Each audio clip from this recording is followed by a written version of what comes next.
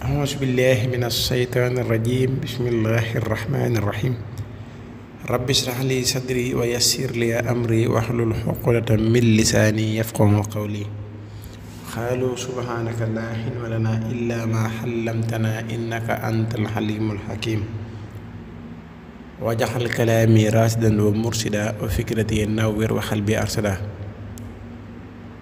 mbokki jullit yi ñu ngi leen di nuyu te di leen siyaare te di leen jaajëfal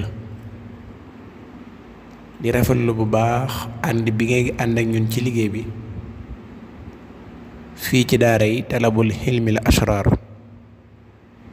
ñu ngi leen di jaajëfal bu baax a baax ci topp gi ngeen ñuy topp ak safoo gi ngeen safoo chaîne bi te mooy talabul hilmil asrar ñu ngi leen di siyaare bu baax a baax te di leen ci gërëm di wax ne ñi nga xamante ne gan lan ci chaîne bi nañuy abonné tey partage vidéo yi su fekkee ne vidéo yi amal na leen solo yéen a ngi ci gis seen bopp neex na leen dee leen ko sem ndax sem gi am na ci solo lool moo ñuy dolli courage te mooy seen jërëjëf ci ñun kenn ku ne di yëkkati téléphone am di woote naan jërëjëf day metti waaye bu bësee sem bi rek wax nañu jërëjëf te loolu ci suñu xol lay àgg ci ñun kon ngeen di sem vidéo yi bu baax a baax insha allah ginnaaw loolu tey dañoo ñëw indil leen ab leeral du vidéo pour jàngale sax waaye leeral la waaye lépp ci xam-xam ko tax a jóg ndax démb dama fiy dugal vidéo jaar Sekara Jaara jàngale jaaro ndaxte jaaro dafa bari lool mais jaaro dafa am njariñ rek moo tax mu bari démb nag dama ci jàngale bu yéeme lool bari njariñ lool ba pare nag am ay danger ndaxte danger gi fi mu nekk mooy boo ko xasee am li ñu koy liggéeyee mooy xaw a jafe mooy xalima gi xalima ak 100 francs ak daaji ak lem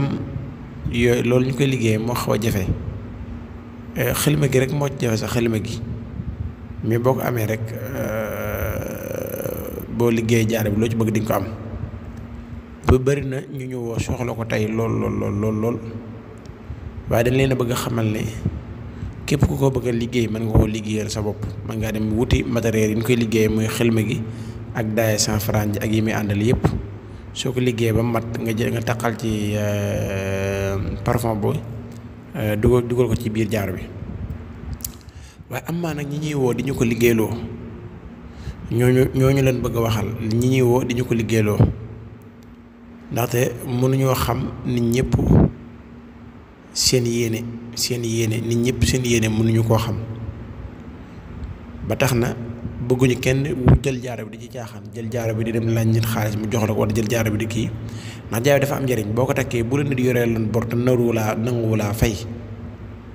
boo ko takkee boo demee fayee ko mu fay la waaw loolu sax moo tax ñun der ci gën a jàpp waaye ñun nag jur kenn duñ ci woo duñu ko liggéeyloo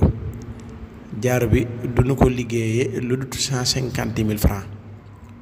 jaaro bi duñ ko liggéeyee lu dut fanweeri junni xam naa bëgg rek nit ñi daal képp koo xamante ni daal farata taxut nga jug ci xam naa ne loolu du la ko jaral waaw ku ci farata tax a jóg nag waaw kay waaye jaaro bi duñ ko liggéeyee lu dut 150 000 francs loolu na ko ñëpp bàyyi xel